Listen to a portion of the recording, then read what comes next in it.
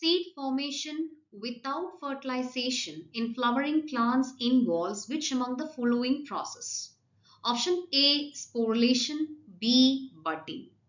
Coming to sporulation, it is a process of producing spores as in fungi, algae and some plants, and it does not involve seed formation or fertilization.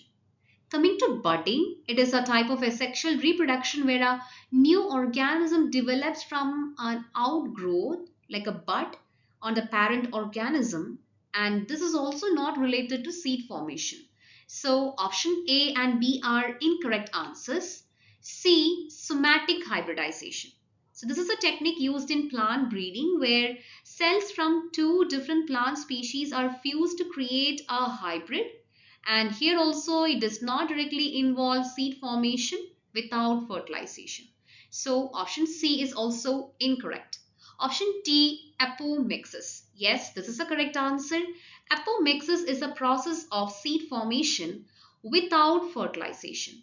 In apomixis, the seeds are produced without the fusion of male and female gametes, and this can occur through various mechanisms including the development of embryo from an unfertilized egg cell or from tissues in the ovule bypassing the need for fertilization. So the correct answer is option D, apomixis.